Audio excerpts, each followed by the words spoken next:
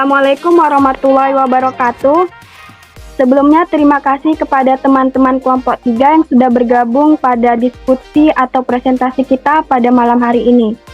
Sebelumnya perkenalkan saya Mazidatul Husna selaku moderator pada presentasi malam hari ini. Lalu ada rekan saya Tiara Sekarahayu selaku pemateri pertama, Alia Puspitasari selaku pemateri kedua, dan Rajadil selaku pemateri ketiga. Baiklah, untuk mempersingkat waktu kita pada malam hari ini, langsung saja materi pertama akan dibacakan oleh pemateri pertama.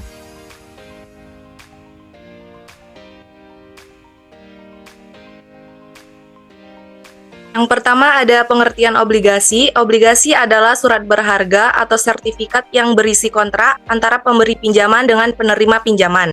Surat obligasi adalah selembar kertas yang menyatakan bahwa pemilik kertas tersebut memberikan pinjaman kepada perusahaan yang menerbitkan obligasi. Dalam setiap obligasi, tertera nilai nominal obligasi serta tingkat bunga obligasi. Selanjutnya, adapun karakteristik obligasi, yang pertama nilai nominal. Nilai nominal adalah nilai pokok dari suatu obligasi yang akan diterima oleh pemegang obligasi pada saat obligasi tersebut jatuh tempo. Yang kedua ada kupon, yaitu imbal hasil yang dibayarkan secara periodik kepada pemegang obligasi. Yang ketiga ada jatuh tempo, yaitu tanggal di mana penerbit harus membayar kembali pokok utang kepada pemegang obligasi. Yang keempat yaitu yield to maturity, yaitu tingkat pengembalian total yang diharapkan oleh investor jika obligasi dipegang hingga jatuh tempo. YTM digunakan sebagai tingkat diskonto dalam menghitung nilai intrinsik obligasi. Jika YTM lebih tinggi dari kupon obligasi, nilai intrinsiknya akan lebih rendah dari nilai nominal dan sebaliknya. Selanjutnya macam-macam obligasi. Yang pertama berdasarkan sisi penerbit. Yang pertama ada obligasi pemerintah pusat, yaitu surat utang yang diterbitkan oleh pemerintah untuk mendapatkan dana dari investor. Yang kedua, obligasi perusahaan, yaitu surat utang yang diterbitkan oleh perusahaan untuk mendapatkan dana dari investor. Yang ketiga, obligasi pemerintah daerah, yaitu obligasi yang diterbitkan oleh pemerintah daerah. Yang keempat, obligasi luar negeri, yaitu surat utang yang diterbitkan oleh pemerintah atau perusahaan di luar negeri dalam mata uang asing. Investor yang membeli obligasi ini menerima pembayaran bunga dan pengembalian pokok dalam mata uang tersebut. Selanjutnya, berdasarkan jaminan ada dua, yaitu yang pertama secured bond, yaitu obligasi yang dijamin dengan kekayaan tertentu dari penerbitnya atau dengan jaminan lain dari pihak ketiga. Yang kedua unsecured bonds, yaitu obligasi yang tidak dijaminkan dengan kekayaan tertentu tetapi dijamin dengan kekayaan penerbitnya secara umum. Yang ketiga berdasarkan imbal hasil. Yang pertama ada obligasi konvensional, yaitu memberikan kupon tetap yang dibayarkan secara berkala. Yang kedua obligasi syariah, yaitu berdasarkan prinsip syariah, memberikan imbal hasil berupa uang sewa atau bagi hasil.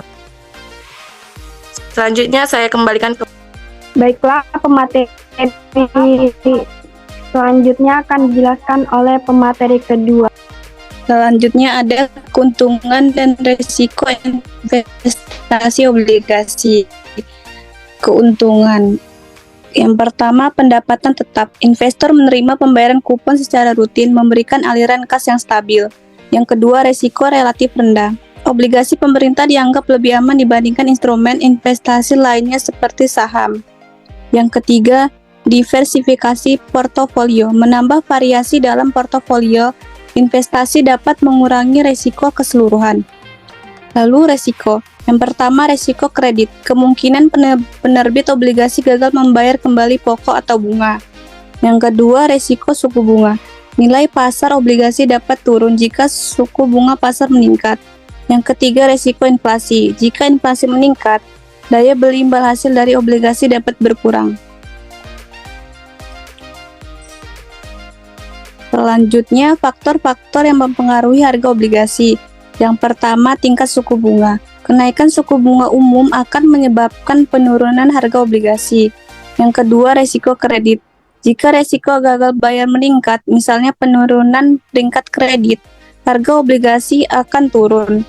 Yang ketiga, kondisi ekonomi. Pertumbuhan ekonomi dapat meningkatkan permintaan terhadap obligasi korporat dan pemerintah.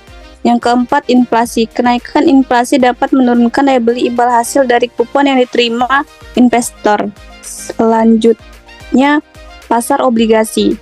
Pasar obligasi adalah pasar yang memperdagangkan suatu efek, nilai pasar atau harga pasar. Suatu obligasi bergerak berlawanan arah dengan perubahan suku bunga secara umum.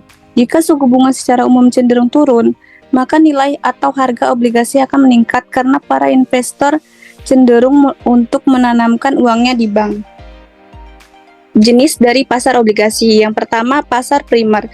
Pasar bagi pertama kali instrumen investasi seperti saham atau obligasi ditawarkan kepada masyarakat.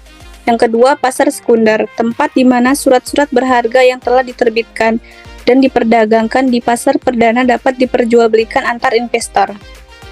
Selanjutnya saya akan serahkan ke moderator.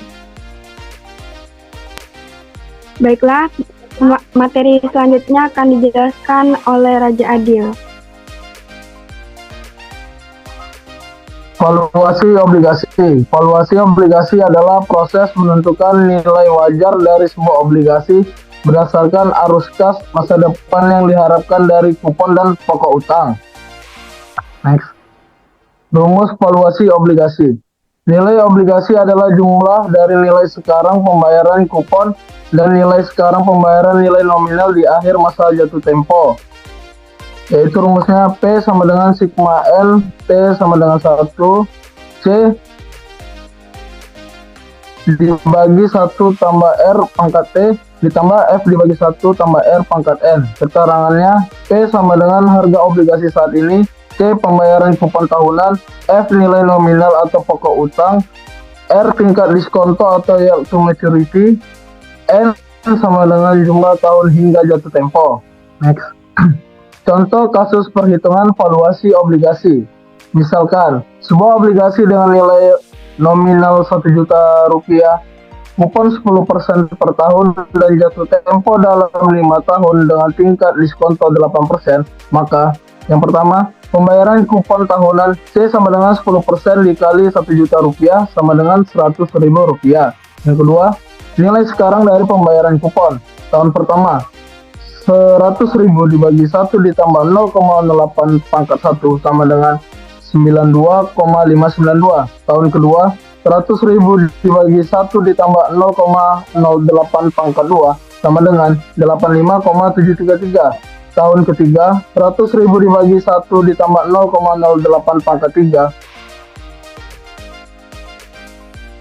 sama dengan 79, bagi 1 ditambah 0,08 pangkat 4 sama dengan 73,498. Tahun kelima, 100.000 dibagi 1 ditambah 0,08 pangkat 5 sama dengan 68,057. Next. Contoh kasus perhitungan valuasi obligasi. Yang ketiga, nilai sekarang dari pokok utang 1 juta rupiah dibagi 1 ditambah 0,08 pangkat 5 sama dengan 680,583.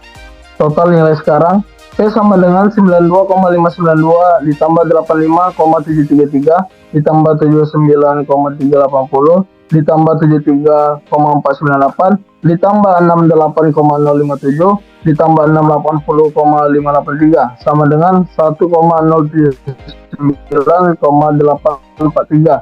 Dengan demikian, harga wajar dari obligasi tersebut adalah sekitar Rp1.079.843. Next. Baiklah, saya akan membacakan kesimpulan pada malam hari ini. Obligasi menjadi alternatif bagi perusahaan untuk mendapatkan modal dalam jumlah yang besar, tanpa harus melalui syarat-syarat yang rumit ketika akan meminjam dana ke bank. Karena dalam obligasi ini, penjualannya akan dipublikasikan dan dijual kepada investor langsung.